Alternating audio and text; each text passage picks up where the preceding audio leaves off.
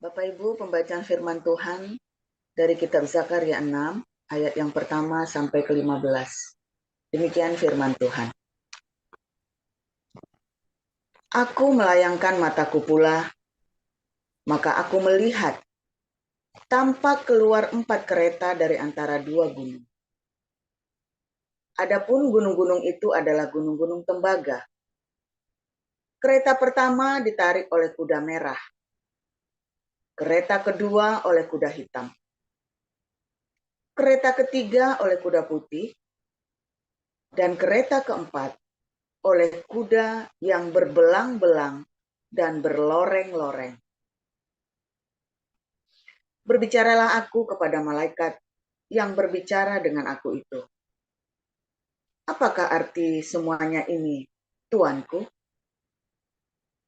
Berbicaralah malaikat itu kepadaku. Semuanya ini keluar ke arah keempat mata angin. Sesudah mereka menghadap kepada Tuhan seluruh bumi. Yang ditarik oleh kuda hitam itu keluar ke tanah utara. Yang putih itu keluar ke arah barat. Yang berbelang-belang itu keluar ke tanah selatan. Dan yang merah itu keluar gelisah untuk pergi hendak menjelajahi bumi. Lalu berkatalah ia, pergilah, jelajahilah bumi. Maka mereka menjelajahi bumi.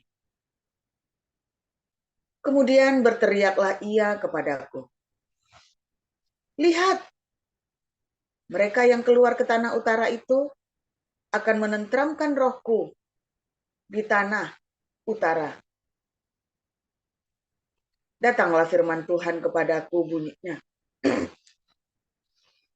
Pergilah pada hari ini juga ke rumah Yosia bin Zefanya dan pungutlah persembahan dari pihak orang-orang buangan, yaitu dari Heldai, Tobia, dan Yedaya, semuanya orang-orang yang sudah datang kembali dari Babel. Pungutlah perak dan emas, buatlah mahkota, dan kenakanlah itu kepada kepala imam besar Yosua bin Yozadak. Katakanlah kepadanya, beginilah firman Tuhan semesta alam. Inilah orang yang bernama Tunas. Ia akan bertunas dari tempatnya, dan ia akan mendirikan bait Tuhan. Dialah yang akan mendirikan bait Tuhan. Dan dialah yang akan mendapat keagungan dan akan duduk memerintah di atas tahtanya.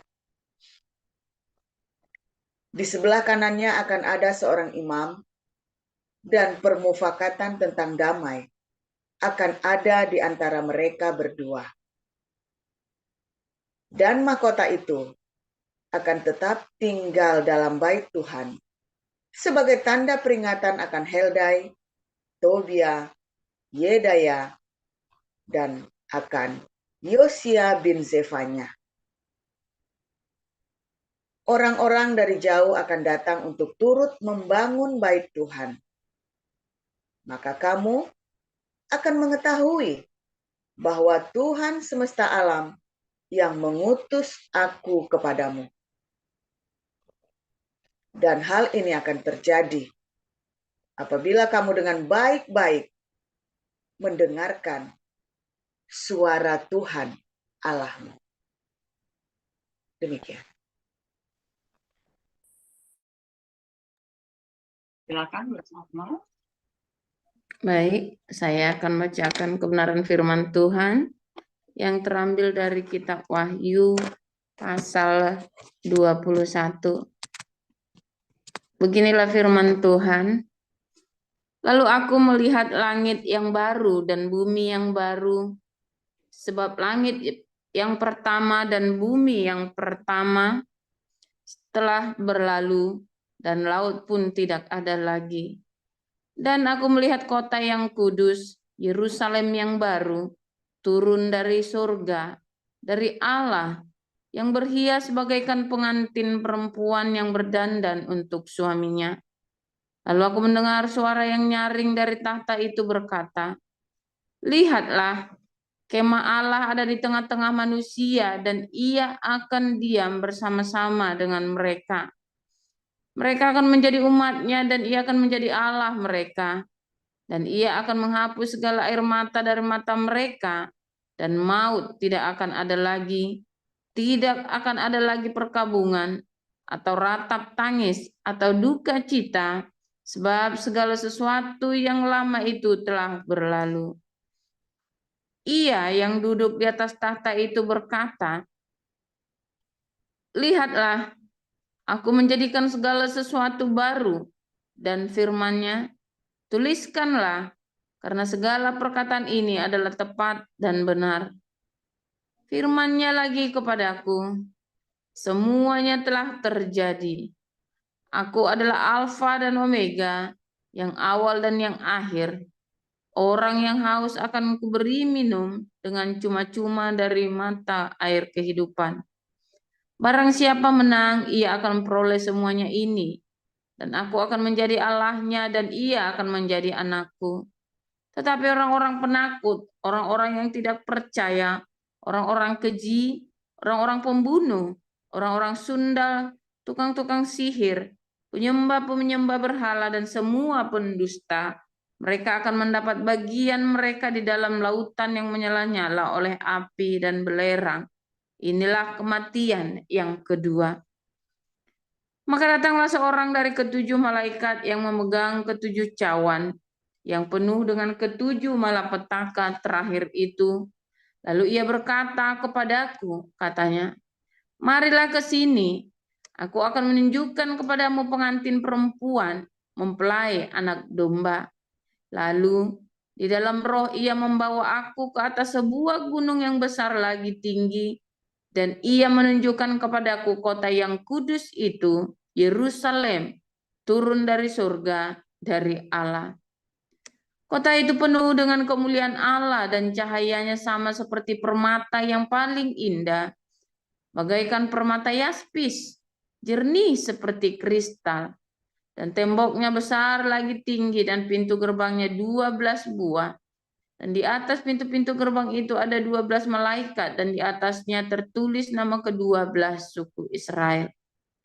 Di sebelah timur terdapat 3 pintu gerbang dan di sebelah utara 3 pintu gerbang dan di sebelah selatan 3 pintu gerbang dan di sebelah barat 3 pintu gerbang. Dan tembok kota itu mempunyai 12 batu dasar dan di atasnya tertulis ke-12 nama ke-12 rasul anak domba itu. Dan ia yang berkata-kata dengan aku mempunyai suatu tongkat pengukur dari emas untuk mengukur kota itu, serta pintu-pintu gerbangnya dan temboknya. Kota itu bentuknya 4 persegi, panjangnya sama dengan lebarnya. Dan ia mengukur kota itu dengan tongkat itu, 12.000 stadia, panjangnya dan lebarnya dan tingginya sama. Lalu ia mengukur temboknya 144 hasta menurut ukuran manusia yang adalah juga ukuran malaikat.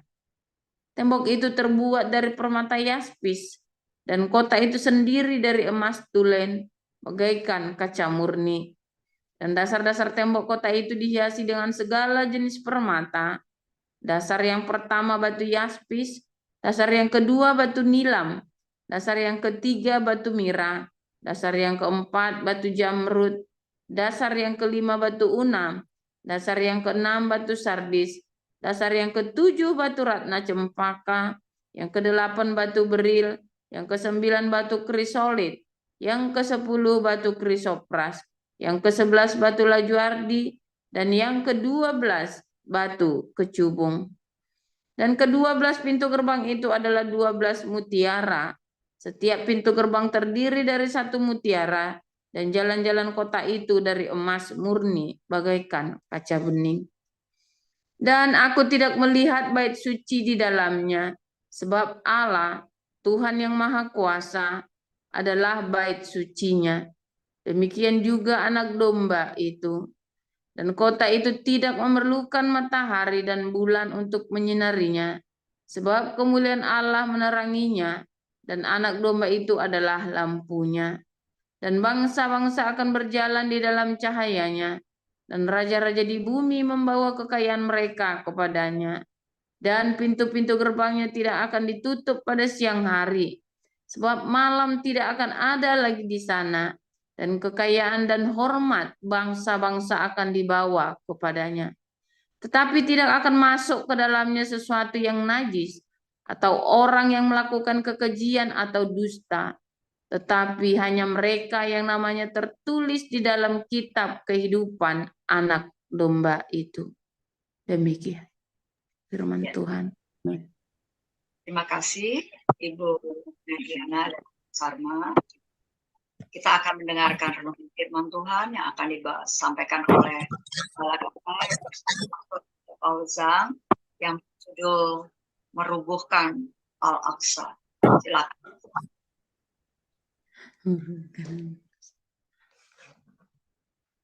Haleluya, luar biasa firman Tuhan selalu baru setiap hari bagi kita semua yang menanti-nantikan Tuhan dengan segenap hati kita, saudara ya.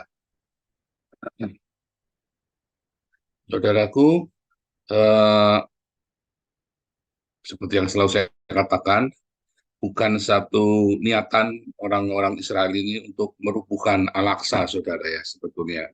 Tetapi dalam suasana tertentu, dalam konflik tertentu yang sudah luar biasa menyinggung dan merugikan Israel, ya. Dan apabila dunia tidak merangkul Israel, maka yang akan dilakukan oleh Israel adalah merubuhkan Al-Aqsa, saudara, ya. Sebab ketika Al-Aqsa ini sudah dirobohkan, apapun konflik yang terjadi di atasnya sudah buat apa? Kan nggak mungkin dibangun lagi Al-Aqsanya, saudara ya. Nah, itu yang terjadi, saudara ya. Maka Israel akan membangun bait sucinya, saudara. Walaupun itu adalah suatu hal yang sangat jauh, ya, yang bahkan bagi orang-orang Kristen karismatik atau orang-orang Kristen yang Yahudi wannabe ini ya ingin segera ada bait suci. Dia lupa, saudara ya, bahwa bait suci itu yang bangun nanti Yesus sendiri, ya. Bukan siapapun, saudara ya, tetapi Yesus sendiri akan membangun bait suci, saudara. Bait suci yang sejati ya, saudara ya. Jadi apakah ada pembangunan bait suci yang ketiga ini, saudara? Pembangunan bait suci yang ketiga ini, oh bisa saja terjadi, tetapi itu bukan bagian dari nubuatan. Banyak orang salah bahwa itu bagian dari nubuatan. Tetapi yang benar adalah bait suci yang ketiga itu nanti adalah bait suci yang dari surga itu sendiri. Ya. Bait suci yang benar adalah bait suci yang dari surga itu sendiri, saudara ya. Sehingga kemungkinannya sangat kecil sekali Israel akan merubuhkan Al-Aqsa. Nah, namun baik lagi, apabila dunia tidak merangkul Israel, maka yang terjadi benar-benar Israel akan merubuhkan Al-Aqsa itu sebagai bentuk dari perlawanan Israel kepada dunia. Ya, sudah sekalian begitu. Sehingga yang perlu dilakukan oleh dunia adalah merangkul Israel supaya jangan ada konflik yang lebih keras lagi. Sebab kalau Israel kemudian dengan sengaja merubuhkan Al-Aqsa, maka negara-negara Arab ini akan punya alasan untuk menguasai Israel. Dan bisa jadi itu menjadi alasan Perang Dunia Ketiga, saudara ya, ketika nanti orang-orang ini akan datang ke Yerusalem, saudara, yang menguasai tempat suci itu ya, 42 bulan lamanya. 42 bulan, 6 kali 6 ditambah 6, saudara ya. Dan 42 bulan ya, atau bulan baru, 42 bulan baru, Hilal ya, Hilal atau Hilal ben Syakar itu ya, simbolnya Spirit of Babel, saudara ya. Artinya tentang dari Irak itu ya, antikris itu, saudara ya. Nah, itu bisa terjadi, saudara ya. Nah, namun sebetulnya tadi kalau kita bicara dalam Zakaria 6 tadi ada imam besar Yosua, ya. Imam besar Yosua adalah sebuah missing link antara Yudaisme dengan Kristen, saudara ya. Zakaria 6 tadi dengan Wahyu 21. Oh, Yesus sendirilah bait suci itu, saudara ya. Karena kemudian kalau di dalam zaman para rasul, orang-orang Yahudi ini memahami Yesus yang ada di dalam Torah, maka di dalam perjanjian di dalam masa-masa setelah Kaisar Konstantin yang kedua, udah berubah jauh, saudara. Yesus itu menjadi pagan, ya, sehingga mereka tidak mengenali Yesus adalah nubuatan imam besar Yosua, bukan imam besar Yosua itu Yesus, bukan, tapi nubuatan, ya, dengan nama yang sama, Yosua, ya, imam besar Yosua, ya, seperti Yesus adalah imam besar kita yang membangun bait suci itu, saudara, ya, yang menjadi imam di bait suci itu. Yesuslah imamnya, Yesuslah bait sucinya, saudara, ya. Yang dalam Zakaria 21 ini menjadi missing, ya, menjadi nubuatan, ya, missing di dalam nubuatan, penggenapan nubuatan itu. Karena imam besar Yosua itu melakukan Torah, dan imam besar Yosua itu adalah pelaku Torah, saudara, dan menerapkan Torah. Sedangkan Yesus yang dipahami oleh Kristen Konstantin kedua, ya, dan tentu saja Kristen Lutheran udah nggak mengenal itu lagi, saudara, ya. Sudah tidak mengenal itu lagi. Yesusnya sudah menjadi amat sangat pagan dan amat sangat bule, saudara, ya. Nah, itu yang menjadi masalah. Nah, Yesus yang pagan dan bule ini, ya, yang kemudian diajarkan turun-temurun, sehingga makin lama kita makin tidak mengerti lagi keimaman dari Yesus, saudara, fungsi keimaman Yesus, yang dia harus menegakkan hukum Torah bagi orang Yahudi, ya, bagi orang Yahudi.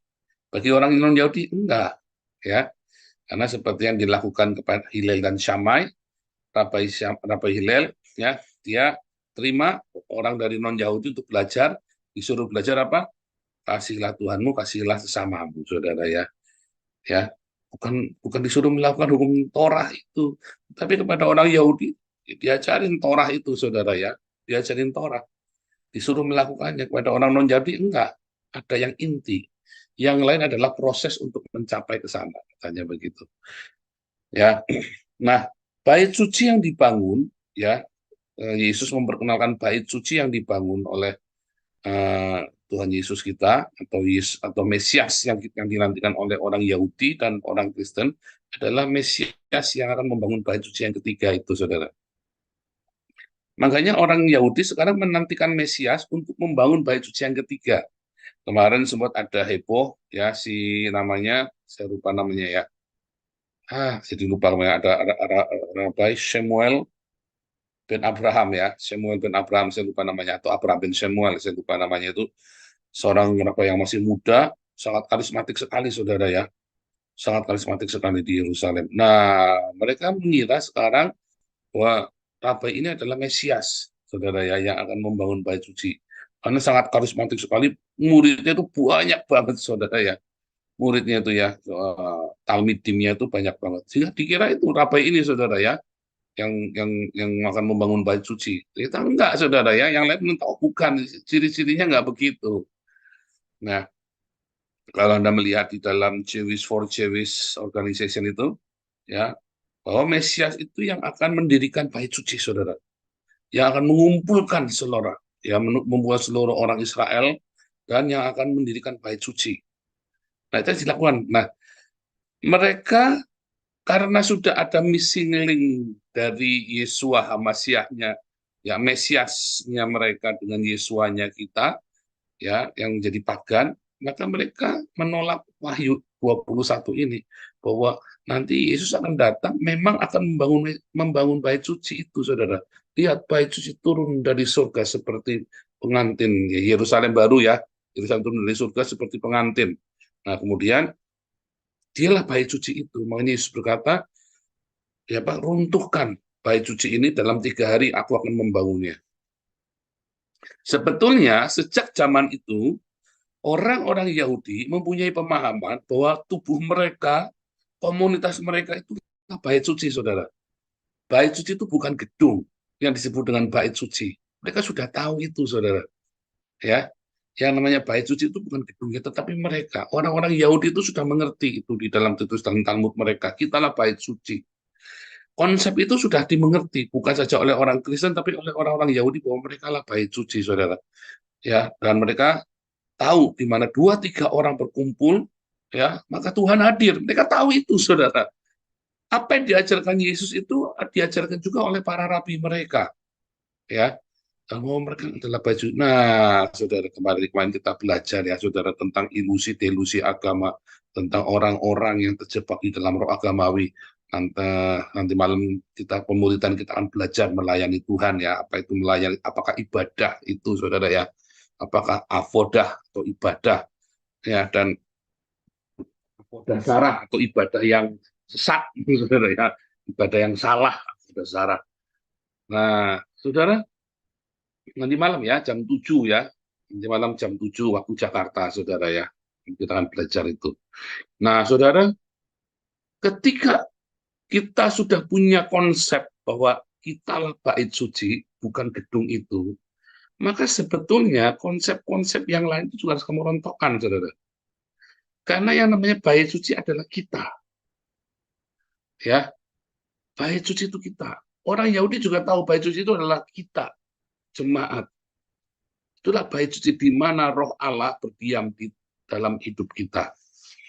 Ya, makanya ketika ada 2 saksi, 2, 3 kita bersama-sama, maka roh Allah itu akan menjadi memenuhi ruangan itu, saudara. Ya, karena 2, 3 saksi yang memberikan kesaksian, 2, 3 orang saksi cukup. Ya, 2, 3 orang bersaksi demi nama Tuhan, saudara. Di situ Tuhan hadir. Makanya ada 2 saksi. Nah, apa yang dimaksud dengan 2 saksi, saudara? Apa yang dimaksud dengan 2 orang berkumpul dalam namaku? Itulah pernikahan, saudara. Ya, makanya orang Yahudi itu nggak ada selibat, itu nggak ada dalam prinsip orang Yahudi, nggak boleh selibat, itu nggak boleh, saudara ya. Nggak boleh selibat ya. Paulus itu tidak selibat, saudara ya. Itu banyak anggapan yang salah. Paulus itu seorang Farisi yang saleh, dia tidak mungkin selibat. Itu yang tidak tertulis, tetapi namanya itu orang Torah, kesepakatan, kita ngerti. Mengapa Yesus selibat? Karena Yesus masih dalam proses ya, penggenapan Torah. Makanya dia tidak boleh menikah. Justru nggak boleh menikah, tidak boleh berhubungan seks dengan wanita. Karena dia adalah nasir. Sampai dia selesai kenasirannya, dia boleh, tapi kan mati. Ya kan? Nah, itu masalah. Yesus tidak menikah karena dalam kenasiran itu dia nggak boleh berhubungan seks dengan wanita, saudara ya. Sampai masa nasirnya itu selesai. Nah, kebetulan kenasiran Yesus dimulai dari pembaptisannya, ya, selama 3,5 tahun dan kemudian mati. Nah, setelah bangkit dengan tubuh kemuliaan, nggak ada kawin mengawinkan, ya kan? Nah, itu ya, makanya Yesus tidak menikah. Kalau Paulus pasti menikah. Sama seperti apakah Musa disunat? Pasti disunat, karena sudah ada ayatnya di dalam Yosua 5. Semua orang yang keluar dari Mesir sudah disunat, termasuk Musa. Ya, saudara ya. Nah, itu juga sama. Bahwa semua orang Farisi itu harus menikah, saudara. Nggak boleh enggak. Ya, berarti Paulus pasti menikah dengan sendirinya. Ya, dengan sendirinya. Itu ayatnya udah dengan sendirinya demikian. Ya, itu otomatis. Kalau tidak menikah, pasti akan diomongkan. Ya, diexcusekan, ya, pasti akan diomongkan di situ, ya, saudara ya. Nah, kita tidak akan membahas itu, tapi kita akan membahas bagaimana 2 saksi, 2 orang berkumpul di dalam nama Tuhan. Itulah yang namanya pernikahan, saudara. Itulah yang disebut dengan Kneset. Kneset yang paling kecil di dunia. Kneset itu kan jumlahnya 10. Kenapa 12? Ya, karena 10 tambah 2, selalu tambahannya 2 ya. Nah, kalau 2 orang, itu adalah Kneset yang paling kecil untuk menghadirkan roh Allah. Itulah suami istri, saudara. Kalau suami istri menghadirkan roh Allah, itulah gereja. Jadi, setiap rumah tangga suami dan istri, itulah gereja, saudara. Kalau Anda sudah mengerti bahwa suami dan istri itu adalah gereja, di mana Yesus yang menjadi kepala gereja, maka semua ritual-ritual ya dalam suami istri itulah ritual gereja, saudara. Jadi bukan dibalik Anda membuat sebuah ritual agamawi lalu dibawa ke rumah tanggamu. Kebalik, saudara. Kamu punya rumah tangga, kamu bangun kehidupan suami istri, itulah gereja. 2, 3 orang, yang ketiga ini adalah anaknya. Makanya 2, 3 orang berkumpul dalam namaku, yang ketiga itu anaknya, saudara ya. Bukan orang ketiga, tapi anaknya. Karena orang Yahudi tidak boleh poligami, ya. Sehingga Anda, suami, istri, dan anak, itu adalah gereja, saudara. Rumah tanggamu itu adalah gereja. Jadi bangunlah mesbah doamu. Bangunlah altarmu, saudara, setiap hari. Bersama dengan anak-anakmu. Ya, bangunlah doa di rumahmu. Ya, karena itulah gereja. Maka di dalam gereja, di dalam itulah bait suci. Di dalam bait suci ada daging yang disembelih. Makanya suami istri itu harus mau saling merendahkan diri. Suami istri itu harus mau disalib dagingnya, saudara. Itu sebuah hal yang simpel sekali. Kamu ingin gerejamu penuh kuasa, suami istri harus mau disalib dagingnya. Maka doanya akan selalu wangi di hadapan sorga, masuk naik, persembahannya naik ke sorga, karena daging yang disembelih itu, saudara, suami istri itu. Ya, seorang lelaki menjadi imam bagi gereja, bagi bait sucinya, ya kan? Maka seorang lelaki inilah yang kemudian harus memulai dulu, saudara ya, yang memulai dulu, menyunatkan dirinya, menyunatkan hatinya dulu. Makanya kuncinya laki-lakinya, saudara. Kalau laki-laki itu udah nggak jujur, nggak polos, selingkuhan, ya kamu tidak akan bisa mempunyai gereja, tidak akan punya bait suci di dalam rumah tanggamu, nggak akan jadi gereja. Karena hatimu sendiri sudah bengkok, saudara. Dimulai dari suami. Kalau suaminya benar, dari awal sebelum menikah hati udah lurus. Kalau dari awal kamu udah bengkok, ya bengkoklah keluargamu. Kamu cari istri, carinya yang cuma buat ngesek doang, ya habislah keluargamu, saudara. Kamu cari yang bisa ngesek, istrimu nggak puas dengan kamu sama orang lain. Makanya orientasimu menikah jangan seks. Karena ketika orientasimu menikah dengan seks, kamu akan ketemu dengan orientasinya seks juga. Kalau laki-laki orientasinya seks, maka perempuan orientasinya kenapa, saudara? Materi, uang. Ya kan? Lawannya kan begitu. Ketika orientasimu adalah seks, maka kamu akan ketemu perempuan yang orientasinya adalah uang, yang bisa memuaskan keinginan matanya dia, saudara. Dan kemudian ketika kamu sudah tidak memuaskan lagi, maka dia akan cari di tempat lain. Nah, makanya dari awal orientasimu laki-laki cari istri itu jangan seks. Cari istri dari awal orientasimu adalah supaya saya bikin bait suci dan kita berdua bisa melayani bersama-sama. Kalau dari awal itu sudah benar, maka kan benar. Saya dengan anak dari awal orientasinya kita melayani, saudara ya. Dari awal. Sudah benar. Makanya kita 15 tahun pertama itu kita diberi kebahagiaan yang luar biasa dalam pernikahan kita ya. Sampai saya bikin yang compong ya. Sampai saya nggak lurus hatinya, rusak pernikahan saya. Tapi 15 tahun awal pernikahan kami itu luar biasa diberkati Tuhan, saudara ya. Sekalipun ada badai, ada segala macam karena kenaifan, ya, kita belum pengalaman dan segala macam. Tetapi selalu luar biasa, saudara. Nah, apalagi kemudian kita setelah pemulihan, wah kita tambah indah lagi. Kenapa? Saya mengerti suami istri harus dagingnya disembelih sehingga wangi korbannya, saudara. Sehingga apa? Doanya kami, saya dengan anak itu mantap. Tas, saudara. Doa kita itu dijawab Tuhan dengan karena kita suami istri. Kita selalu ingat, kalau saya tidak salibkan daging saya, anak saya nanti yang disalib. Dan saya tidak mau anak saya disalib buat saya. Ya, dulu orang tua saya sudah salah. Ya, orang tua saya itu menyalibkan anak-anaknya, saudara. Ya, suruh nonton mereka bertengkar, saudara. Tapi kita nggak mau, kita bertengkar, tetapi kita tunjukkan bahwa kita mengasihi. Dalam pertengkaran itu kita mengampuni, saudara. Ada bertengkar ya, selalu ada. Tapi kita tunjukkan kepada anak-anak kita jangan cuma bertengkar doang. Jangan gengsi kalau habis bertengkar terus Anda pelukan, Anda cium-ciuman sama istrimu di depan anakmu ya. Maaf-maafan, jangan gengsi, saudara. Supaya anakmu jangan cuma melihat pertengkaranmu saja, tapi anakmu juga melihat bahwa kamu saling memaafkan. Itu penting. Enggak, aduh suami istri nggak mungkin nggak bertengkar, saudara ya. Selalu ada pertengkaran itu. Tetapi yang paling penting adalah bagaimana kamu mempertontonkan pengampunan. Dan waktu bertengkar itu jangan sampai berbuat dosa. Ya, saudara ya. Maka di situ Tuhan hadir. Buatmu, buat pasanganmu, buat anak-anakmu. Anakmu melihat Tuhan dalam hidupmu. Dia akan berseru kepada Tuhan. Ya.